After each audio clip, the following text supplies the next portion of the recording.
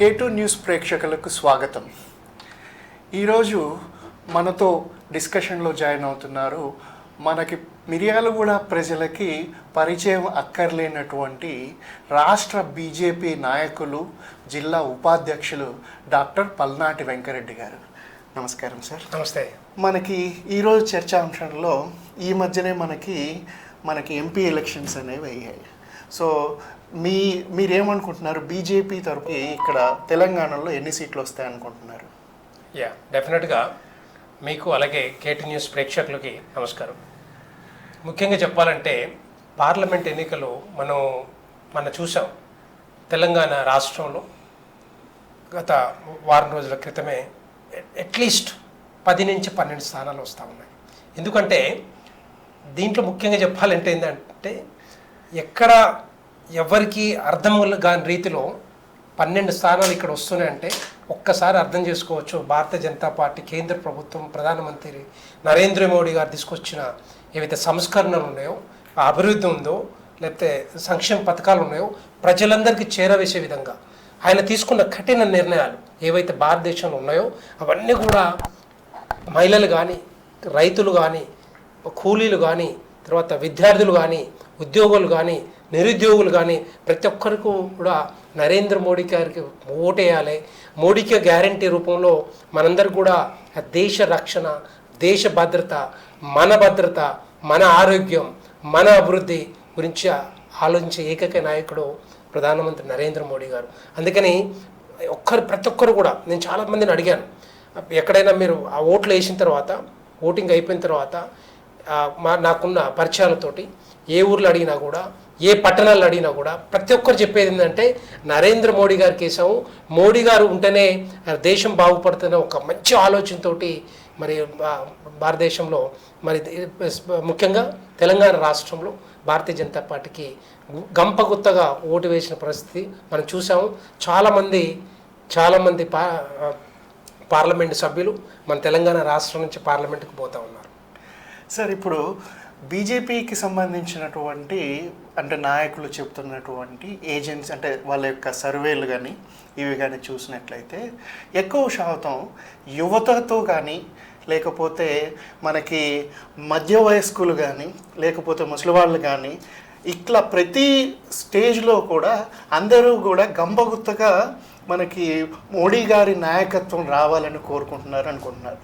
అంటే విద్యార్థులు ఏం కోరుకుంటున్నారు, లేదంటే మధ్య వయస్కులు ఏం కోరుకుంటున్నారు, లేదంటే ఏజ్డ్ వాళ్ళు ఉన్న వాళ్ళు ఏం కోరుకుంటున్నారు, కొంచెం ఒక్కసారి ప్రేక్షకులు వివరిస్తారు. ఈ మధ్య నేను చాలా మందిని అడిగాను ఊర్లలో, నేను కూడా గ్రామాల్లో తిరుగుతూ ఉన్నాను. ఇప్పుడు ఎమ్మెల్సీ ఎలక్షన్స్ వచ్చాయి కాబట్టి ఎమ్మెల్సీ ఎలక్షన్స్లో గ్రామాల్లో తిరిగినప్పుడు చాలామంది ఏం చెప్తున్నారంటే ఎవరైతే యువత ఉన్నారో ప్రధానమంత్రి నరేంద్ర మోడీ గారి ఆలోచనలకు అనుగుణంగా ఇవన్నీ కూడా సాకారం అవుతున్నాయి, లక్షల మందికి ఉద్యోగాలు వస్తున్నాయి. డెఫినెట్గా ఎక్కడ ఏ రాష్ట్ర ప్రభుత్వం తీసుకున్నా వేరే భారతదేశంలో కోట్ల ఉద్యోగాలు అయితే రావు, గవర్నమెంట్ ఉద్యోగాలు ఉండవు. కానీ ఈ విధంగా ఏదైతే నేను ఇంతకుముందు చెప్పినట్టుగా డిజిటల్ ఇండియా, స్టార్టప్ ఇండియా దాని ద్వారా మరి లక్షల మందికి ఉద్యోగాలు వస్తున్నాయి, లక్షల మంది చదువుకుంటా ఉన్నారు, లక్షల మంది బయటికి పోతున్నారు, వేరే ఇతర దేశాల్లో చదువుకుంటున్నారు. అక్కడ మరి వీళ్ళందరూ కూడా స్కాలర్షిప్స్ ఇస్తుంది ఎవరు? 20 లక్షల వరకు మరి ఎస్సీలు కానీ, ఎస్టీలు కానీ, బీసీలు కానీ వాళ్ళందరూ కూడా మరి స్కాలర్షిప్ ఇచ్చి వాళ్ళని బయటకు పంపించి మంచి ఉద్యోగాల్లో అక్కడ కూడా స్థిరపడతా ఉన్నారు. ఎందుకంటే భారతదేశంలో ప్రధానమంత్రి నరేంద్ర మోడీ గారు వచ్చిన తర్వాత విదేశాంగ శాఖ చాలా అద్భుతంగా పనిచేస్తూ ఉంది జయశంకర్ గారి నేతృత్వంలో. ఎందుకంటే మనం ఎక్కడ పోయినా కూడా ఇప్పుడు మన పిల్లలు అమెరికా పోని, బ్రిటన్ పోని, ఆస్ట్రేలియా పోని, న్యూజిలాండ్ పోని, ఎక్కడ పోయినా కూడా మనకు ఒక మంచి నేమ్, మంచి ఆదరణ ఉంది, అభిమానం ఉంది. Is all because of Narendra Modi hard work. So అందుకే మనం నరేంద్ర మోడీ గారు ప్రపంచంలో నెంబర్ 1 స్థానానికి ఎందుకు ఎదిగారంటే దేనివల్లనే ఆయన తీసుకొచ్చిన సంస్కరణలు కానీ, ఆయన చేస్తున్న కృషి కానీ, రోజుకి 18 గంటలు మన కోసం కష్టపడుతున్నారు. కాబట్టి యువత గంపగుత్తగా ఈసారి మోడీ గారికి వేయాలన్న ఒక మంచి ఆలోచనతోటి మరి తల్లిదండ్రులతో కూడా వేయించడం జరిగింది.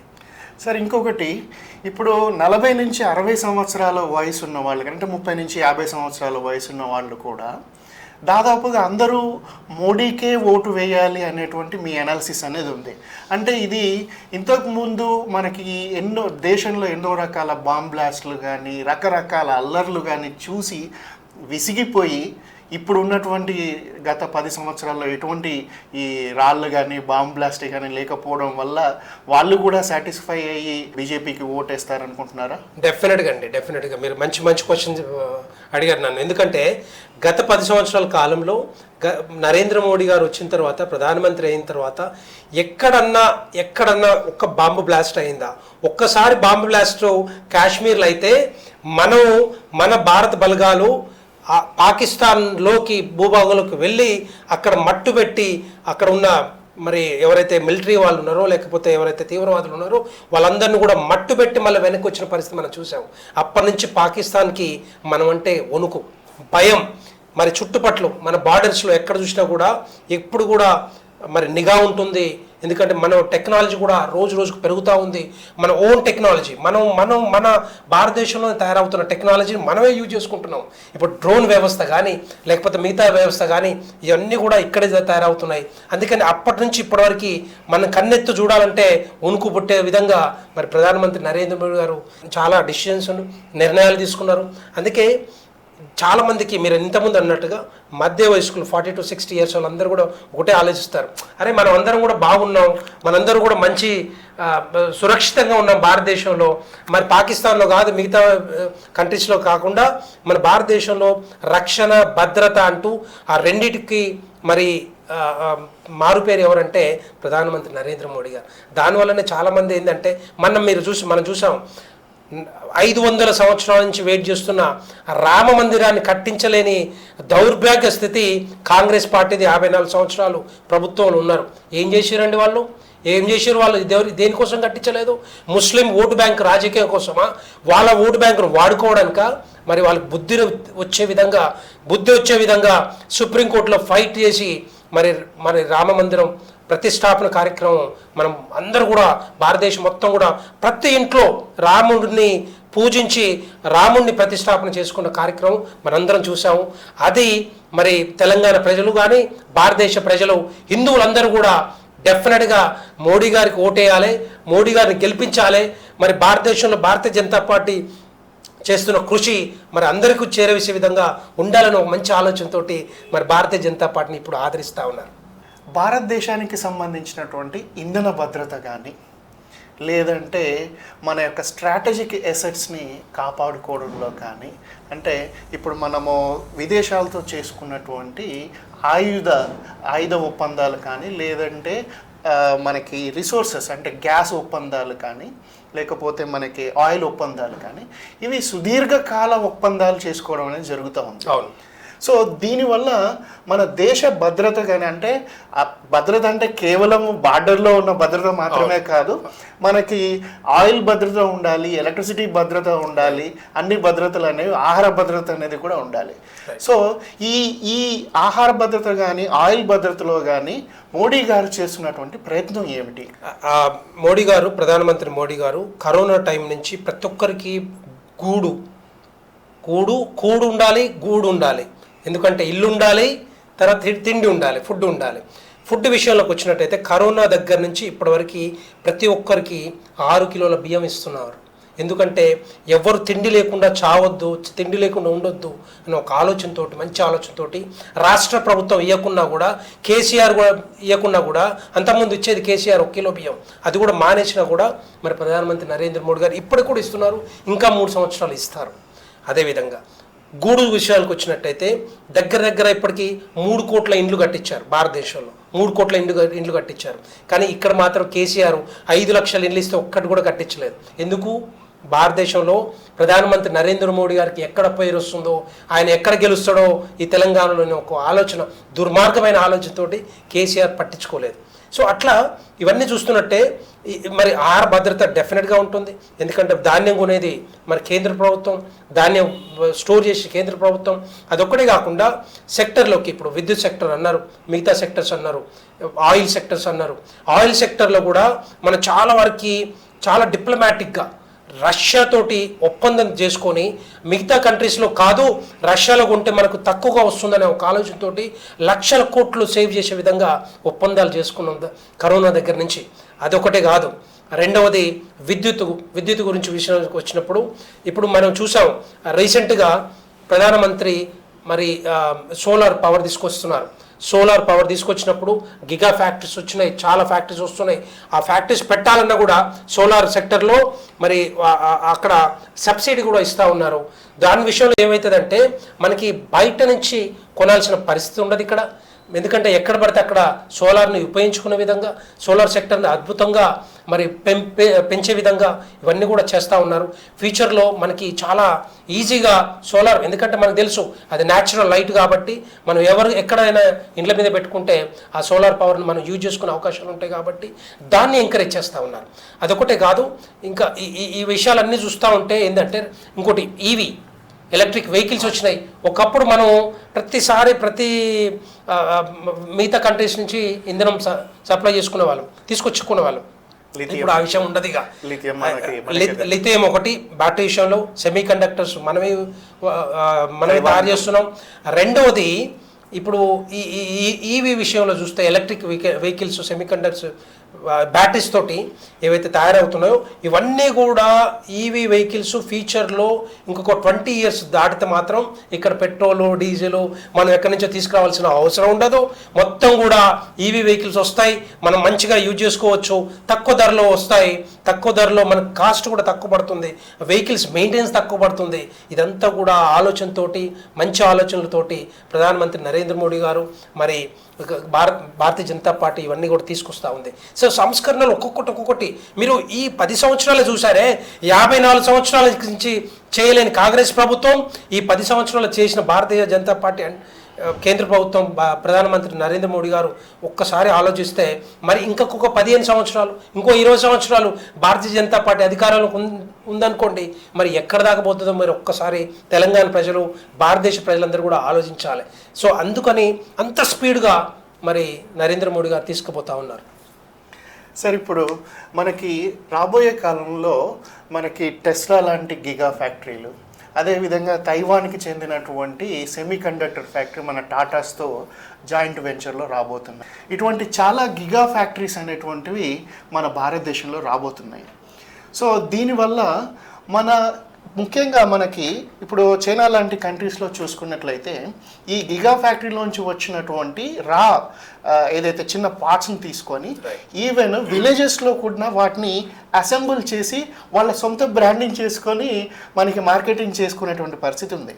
అటువంటి పరిస్థితి మన గ్రామాల్లో, మన భారతదేశం యొక్క గ్రామాల్లో రావడం అనేది జరుగుతుందంట. అవును, డెఫినెట్గా అండి. ఎందుకంటే చైనాలో చూసుకున్నట్లయితే చైనాలో ప్రతి ఊర్లో, ప్రతి ఇంట్లో ఎవరికి వాళ్ళు సొంతంగా తయారు చేసుకొని మనం చాలా రకరకాల గ్యాడ్జెట్స్ వాడుతూ ఉన్నాం. ఇప్పటికీ చీప్గా వాడుతున్నాం. 200, 300, 100 రూపాయలకి, 400 రూపాయలకి వచ్చే గ్యాడ్జెట్స్ వాడుతున్నాం రకరకాలు.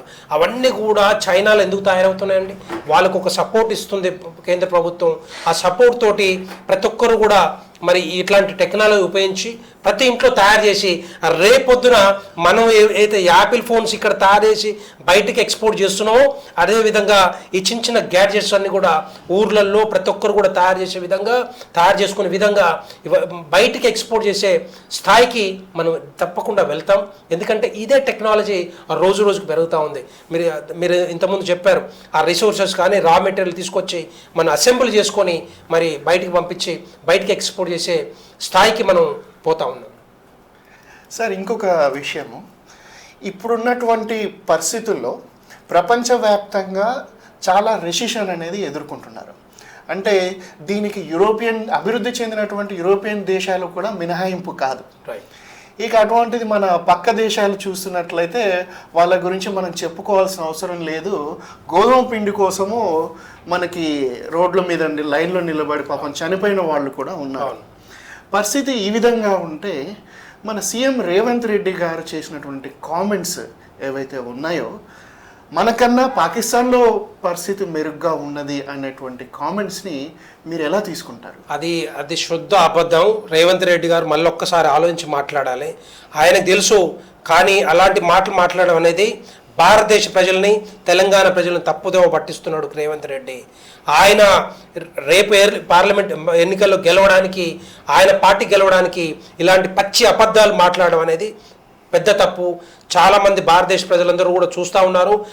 పాకిస్తాన్ని అడుక్కునే స్థాయికి తీసుకొచ్చింది ప్రధానమంత్రి నరేంద్ర మోడీ గారి సంస్కరణలు, డెసిజన్స్. మరి భారతీయ జనతా పార్టీ తీసుకొచ్చిన ఏవైతే ఉన్నాయో అవన్నీ కూడా అడుక్కొదిన విధంగా, ఒకప్పుడు మన మీదికి ప్రతిదానికి కూడా మరి మేము రెడీగా ఉన్నాం, ఈ యుద్ధానికి రెడీగా ఉన్నాం అని చెప్పేటోళ్ళు ఇప్పుడు తిండికి కూడా రెడీగా లేదు. వాళ్ళు తినడానికి కూడా ఫుడ్ లేదు. మీరు అన్నట్టుగా గోధుమ పిండి కూడా దొరకట్లేదు. మన లైన్లో నిల్చొని తీసుకుని తినే పరిస్థితి వచ్చిందంటే ఇది all because of the Narendra Modiji. ఎందుకంటే ఆయన తీసుకొచ్చిన సంస్కరణల వల్లనే. రేవంత్ రెడ్డికి ఒక్క విషయం తెలియాలి. రేవంత్ రెడ్డి కొంతమంది ఉన్నారు, అద్దంకి దయాకర్ లాంటి వాళ్ళు పాకిస్తాన్ బెటర్, భారతదేశం కాదు అని చెప్పి మొన్న కూడా హిందువుల మీద అసూయతోటి ఇష్టం వచ్చినట్టు మాట్లాడుతున్నాడు. అది కరెక్ట్ కాదు. ఆ భారతదేశంలో వండుకుంటూ పాకిస్తాన్ పొడవడం అంటే మరి ఇదంతా కూడా దుర్మార్గమైన చర్య. వాళ్ళు కూడా ఈ మాటలు మాట్లాడకుండా రెండవసారి కరెక్ట్ చేసుకోవాల్సిందిగా మేము డిమాండ్ చేస్తూ ఉన్నాం. మూడవది, రేవంత్ రెడ్డి ఏం చెప్పిండండి, వచ్చే అసెంబ్లీ ఎన్నికల ముందర 6 గ్యారెంటీల పథకం తీసుకొస్తున్నా, 6 గ్యారెంటీల పథకంతో తెలంగాణ మొత్తం అభివృద్ధి చేస్తామని చెప్పాడు. మరి ఏం చేసిండు ఆయన? 6 గ్యారెంటీలో 13 అంశాలు ఉంటే 4 అంశాలు టచ్ చేసిండు. ఏమంటే ఫ్రీ బస్ ఒకటి, ఆరోగ్యశ్రీ ఒకటి, మొన్న ఏదో గ్యాస్ గురించి, తర్వాత ఏదో కరెంటు గురించి. ఇంతవరకు రైతు కూలీలకి 12,000 రూపాయలు ఇవ్వాలి, రైతు భరోసా 15,000 రూపాయలు ఇవ్వాలి ఎకరానికి, మహిళలకి 2,500 రూపాయలు ఇవ్వాలి, బోనస్ 500 రూపాయలు ఇవ్వాలి, తర్వాత విద్యార్థులకి నిరుద్యోగులకి 4,000 రూపాయలు ఇవ్వాలి. ఎక్కడిచ్చాడు చెప్పండి? ఎక్కడ ఎవరిని మోసం చేస్తున్నాడు? రైతు రుణమాఫీ 2 లక్షల రూపాయలు డిసెంబర్ 9వ తారీఖును సంతకం పెడతానని చెప్పినావు. ఏమైంది? ఏం చేస్తున్నావు ఇప్పుడు దాకా? అవన్నీ కప్పుపుచ్చే విధంగా నీ ఇష్టం వచ్చినట్టు మాట్లాడుతూ తెలంగాణ ప్రజలను తప్పుదోవ పట్టిస్తున్నావు. తెలంగాణ ప్రజలు నిన్ను క్షమించరు. అందుకే పార్లమెంట్ ఎన్నికల్లో 12 స్థానాలు గెలిపిస్తున్నారు. మరి ఇవన్నీ కూడా షార్ట్ టర్మ్లో 5 సంవత్సరాల పాలన నువ్వు కొనసాగించే బదులు నీకు 3-4 నెలలలో ప్రజల్లో వ్యతిరేకత వచ్చిందంటే ఈజ్ ఆల్ బికాజ్ ఆఫ్ మీ కమిట్మెంట్స్ నెరవేర్చకనే, మీ ఇష్టం వచ్చినట్టు ఇచ్చిన వాగ్దానాలు నెరవేర్చక ఈరోజు తెలంగాణ ప్రజలందరూ కూడా ఎదురు చూస్తూ ఉన్నారు నిన్ను నీ పార్టీని పాతరేయడానికి. డెఫినెట్గా అది చేస్తారు.